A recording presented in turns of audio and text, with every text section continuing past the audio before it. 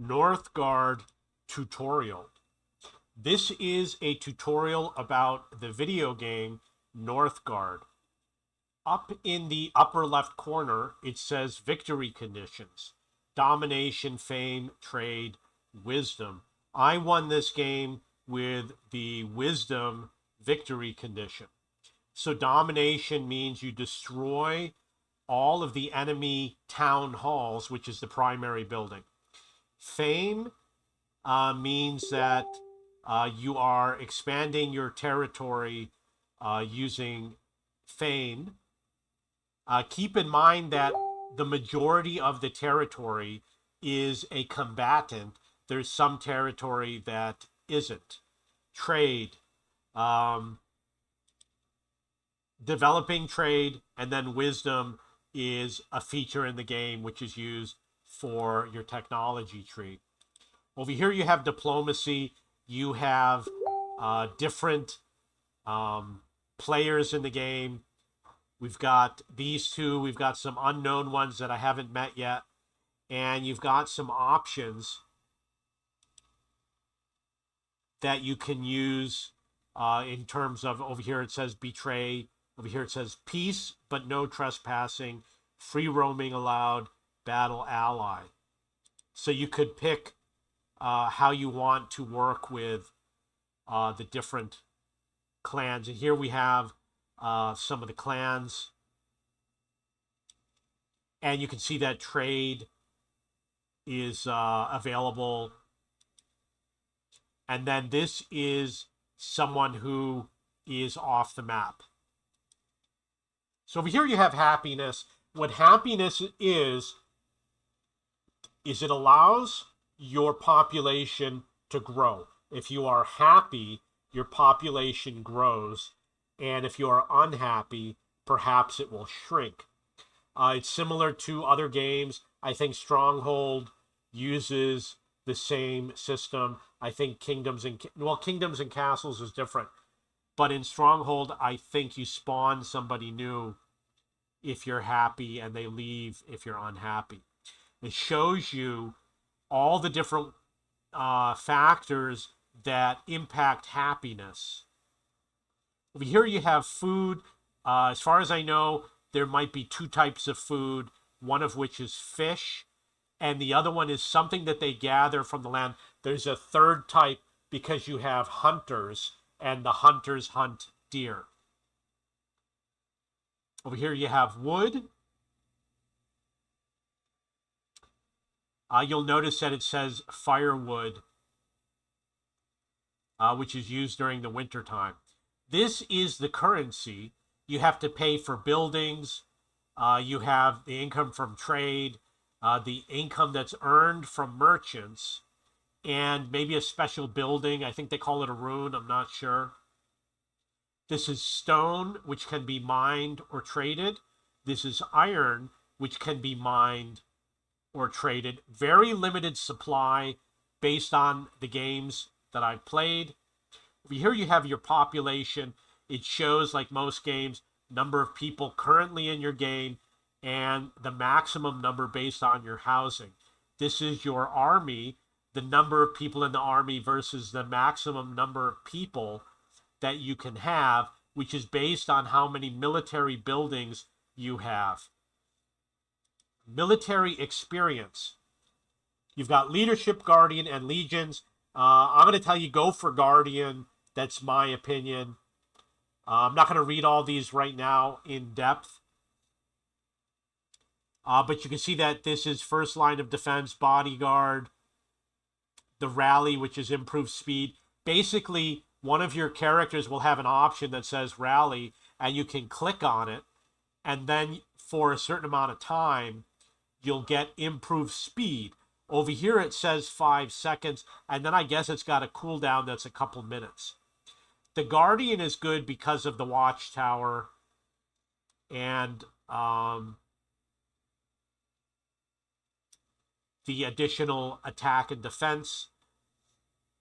This over here is the cost of your military. That's the cost of your military. That is bonus from building upgrades. And this is speed bonus. Guardian is the best one. Over here, you've got what's like a tech tree. It's called lore. Other games, it's tech tree. You can choose, you have to choose, I guess, from the leftmost, and you're moving towards the right as you're upgrading. You can skip over something, and then you've got these options on the bottom. I really didn't read them in depth. I just clicked on something. They're not that amazing. I don't think you have to worry about it. Over here, you have different players, and it shows the fame points, and you've got the level from the military path. And then we've got, it's possible that this is the rune, which comes from here. You can't pause the game. You got to go over here. The relic is what it's called. I chose this relic, which is why it shows up over here. It's Gefjun's jar. I wanted the happiness so that my population would grow. You can only pick one of these as far as I know. Okay, over here on the lower left. New villager will join us in 2 days. You see like there's a little guy over here on the above the mini map. As time goes by, he's getting closer and closer to the left. He will arrive in a boat when it reaches the little triangle over here. Over here it says special warriors will arrive. It's probably only 2. I only saw 1 new villager come off the boat. So I'm going to get these when it gets to here. You'll get this guy when it gets to here. Then more will keep on coming. This is the mini map. That's the main menu, which you can hit escape for. It's got some information over here about the game. This is the pause and play. See, we've got some information. I wish I had known about this. I should have been using it in the game because it's kind of hard to see what the buildings are. This obviously isn't very useful. But, I don't know what any of these icons mean. I'm in the green, and then we've got these other players, and I haven't used these, but obviously you can see where different items are on the map, such as iron, stone. Lore is like a relic type of thing or a statue. When the game is paused, you can't move it around. And I can't view what's in any of the buildings. So you see that there's a green line coming around here. And you notice that it is 1, 2, 3, 4, 5, 6. 1, 2, 3, 4, 5, 6. 6-sided hexagon. There's a limit to how many buildings you can put in each one of these hexagons. You can only put 1 defensive tower. You only have 1 town hall in the game. There's a limit to how many buildings. This is probably the limit. You can maybe upgrade by 1. You can't build everything in one place. And because the town hall is here, most of your guys are going to be hanging around the town hall. You can upgrade buildings 1 level. You can do 1 upgrade. And it gives it a small upgrade, nothing major.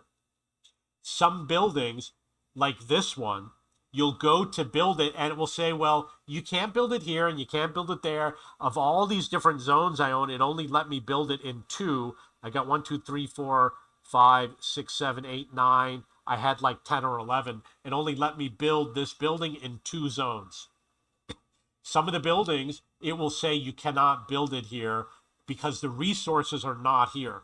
So if you try to build a stone mine where there's no stone in the zone, it won't let you do it. You notice some of these guys have a little timer above their head. That means they're idle and they're not doing anything.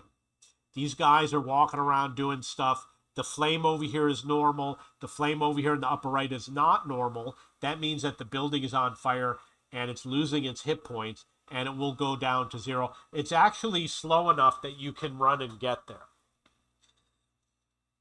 You see you've got trees, which your woodcutters are going to cut down. You don't see any food. There's fish over here where I'm pointing with the cursor next to the burning house. That might be a fishing hut. And there are animals walking around, which is not shown on screen, that the hunters will go for. There's other aspects of things you will find in these zones, which I will show you later. Over here you see you got clan members without a job, 3. Buildings with no workers, 7. Doesn't matter, because a lot of buildings, like you could have 3 or 4 woodcutters, but you really only need 1. And the same with food production. There's a maximum amount of food that you could produce, so your guys are going to have nothing to do. No sense to try to produce more food. This is your army over here. You've got 3 types of guys. You've got this character is called Svarn. He's someone that you have to hire. And there was someone else who joined who came from this area down here. He's like a giant, what do you call it? Champion is what it would be called. Now here you got your civilians. It shows you how many villagers, woodcutters. Villagers go for food. Farmer, I don't have any farms. I didn't build any because they find enough food. The hunter looks for food, but the hunter is good, but he can also defend your territory against the enemy. The fishermen, I guess I lost them over here when they burnt my building down. You got the merchant, which makes money. You've got the sailor. I didn't make a sailor. The brewer is this building over here. He produces happiness, which brings more people to the town. The miner goes for stone and iron. The scout looks for new territory. The smith operates the forge. When you upgrade weapons, you have to pick the guy, and he'll upgrade that one guy's weapon. And I think once you do it for everybody, the building's done and it can't do anything anymore, but I'm not sure. The mender is a healer, and the lore master earns you the lore for your tech tree. Organize a feast. This is a really good deal. Happiness for 1 month. 20% bonus to all production. It's cheap when you start. When you start, maybe it's only 30 food.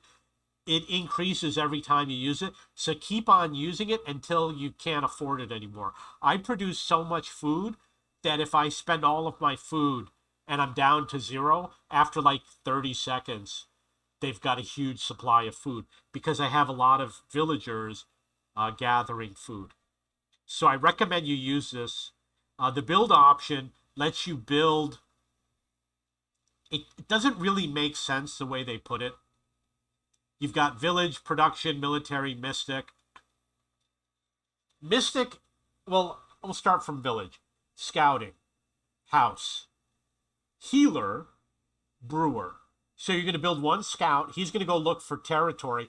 I think it might be possible that if he doesn't step over that line into the territory, you cannot colonize it. That's my understanding of the game. So you start out with one zone, and the scout has to cross into that zone and discover it before you can colonize it. House you need for your population, which are your villagers. The healer, your villagers have individual hit points. You need the healer for your army and for your villagers because the bad guys will come in and they're constantly fighting. Every 30 seconds, every minute, you're getting invaded again and again and again. The brewery is used to increase your happiness. You've got the woodcutter's lodge. fields for food, hunting, fishing. The trading post, it's not really production. The marketplace is where you can buy, but you cannot sell. You can trade your food, your wood, your iron, and your stone. However, you can't really say, let's say you have to buy materials. Like if you want to trade logs for wood, you can't really do it. There is kind of something there, but you got to look at it. The longship dock, I did not use it because it looked like it wasn't going to be useful. It's used for raiding, and I wasn't interested in doing that. I was more interested in acquiring territory. Food silo, you can't place it in most of your zones. It will increase your food, but not by much. I still fill it up. The mine is for iron and stone. The forge is for making weapons. This is producing lore. This is a lighthouse, which I never did because it says production of a dock. And what is the dock producing? Okay, military, you got the training camp, which is your warrior. You got the axe thrower. The axe throwers were very weak and they were always dying immediately, so I don't make them. The shield bearer, I never made one, but obviously it's a guy with a shield. The defensive tower, you can only have one per zone unless you get the watchtower from the guardian. They only shoot within the zone. This guy is near the border. He will not fire over the green line. I thought that they were all going to help each other, and they didn't. So you want to get the upgrade. They are really good. Like at the beginning of the game, you don't have to do anything. They'll defend you. But later in the game, the enemy will come and destroy your towers in like 5 seconds.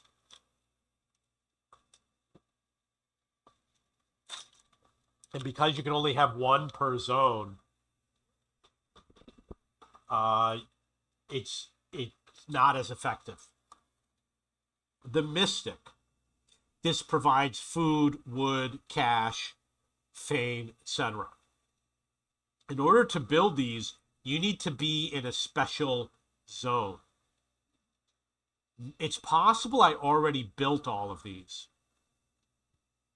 And when the game is paused, you can't see them, but I know that I built the well right over here. And the one where, I don't know where it is.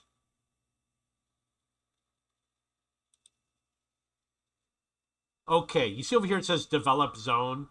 That allows you to increase the number of buildings. I got a lot of cash, so it's no big deal, but it might increase it by 1. It's not like you're getting a huge increase. When you want to colonize, you click on the zone. Unfortunately, I cannot colonize anything because they're all occupied. You have to fight first for control, and then you get the colonize option. It will offer for you to colonize for a certain amount of money. So the fishing is over here where I'm pointing with the mouse. You can't really see it. That's the only fish that I found so far. Over here, there's some sort of a special structure. I don't know what it is, but you get like a bonus from this structure to your happiness. Geyser. It says to geyser. This is the geyser right here. This is something else that's a special structure. Over here, you'll notice that there's some sort of a stone. That's a barrier. You cannot walk across it. You have to go around it. See, there's an unoccupied building, and the reason why is because all of my villagers are working somewhere else.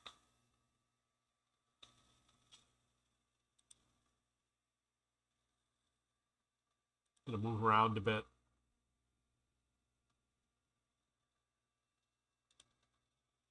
Over here we have another special structure. It says, this is over here where I'm pointing with the mouse, used to be a mine. However, the mine is probably gone now.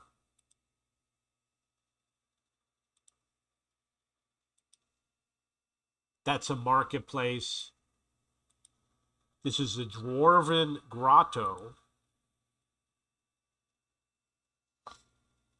I believe what you do is when you occupy this territory, you get a bonus from it, or you might be able to assign somebody to it. I don't know.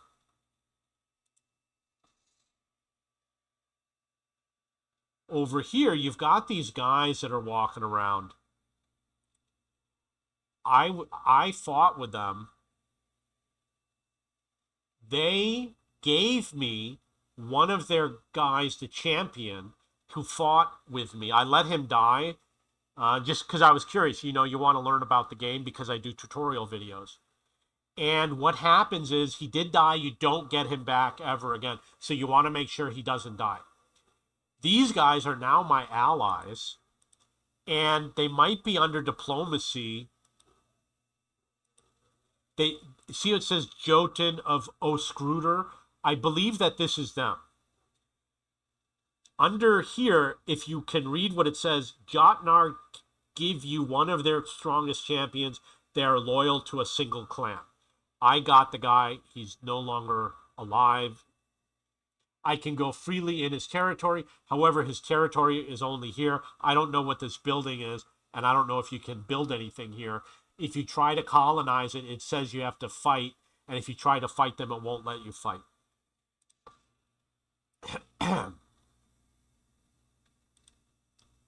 Okay, so we're going to scroll up over here. You notice that there's all these trees over here. I don't know if there's any land over here. My scout didn't find it. There's got to be land there. But there's something really strange where I see trees over here. But when I went to go scout it, I went with my warrior up to this area. They could see nothing. And I had the feeling that my scout has to physically go there to uncover it. I don't know how big the map is. I don't know how much I've discovered. If there's more to be discovered. You see over here it says colonize for 330 food. You can't colonize a zone that has been defended. That means I'd have to fight that zone. In fact, it might have been the Jutner zone. Okay, so that is the majority of the game.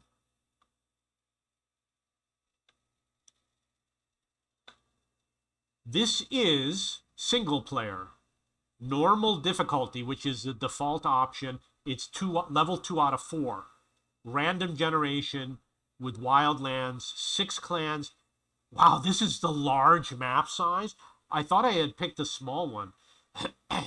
So, you know what? I might have to restart. I definitely have to restart the game. I thought this was a small map. Victory conditions. I like to play domination, so I'm going to disable the other victory conditions. I played, it says 271 minutes. You can show a replay, load a game, save a game. I don't know about expeditions. I'm guessing that it's part of the mechanics of the game. We've got options over here. I turned off the audio.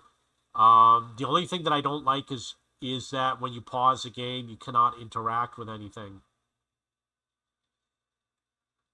So we will do show replay.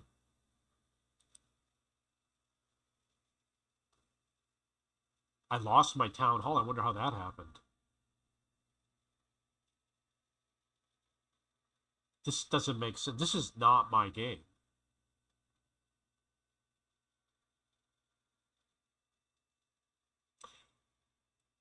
Okay, it looks like the replay is just showing what's going on the map. And you can see that, I don't remember this. Okay, so that land is visible. Yeah, I definitely conquered. We'll see how much of the land I conquered.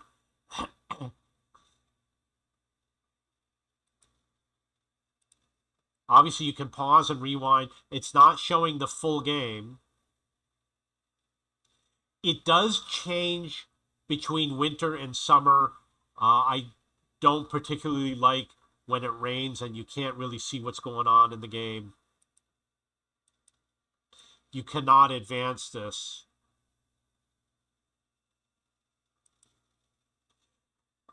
So I guess out of my own curiosity, if you want to fast forward the video, I'm gonna guess that I made it up to this area and over to here. So all of this coming around was undiscovered by me. When I went to go re-scouting, they didn't find anything. I'm gonna stop it here. Looks like it's impossible to stop.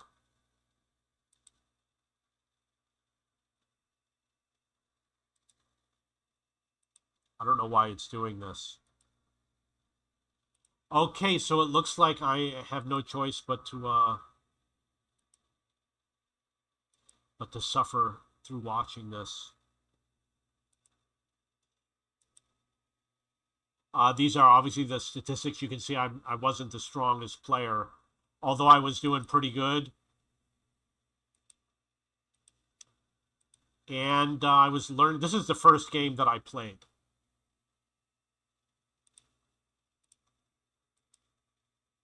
I did win the game. I won under one of the victory conditions, which was wisdom, and it announced me the winner. Now it says I'm under attack. Okay, so that is my tutorial about the game itself. And I know maybe it's more of a game guide about the user interface. I will be making more videos about gameplay. Look on my channel. This is early March of 2025. If a lot of time has passed by, I've probably made many more videos. I bought this on Steam for $6. It was like 90% off. Don't spend a lot of money on this game. The other real-time strategy games like Age of Empires, Stronghold, and Rise of Nations, a lot more fun. You can build wherever you want. This one has a lot of restrictions. It doesn't have like a very complex resource chain. It's kind of very basic. The graphics are a little bit annoying in my mind.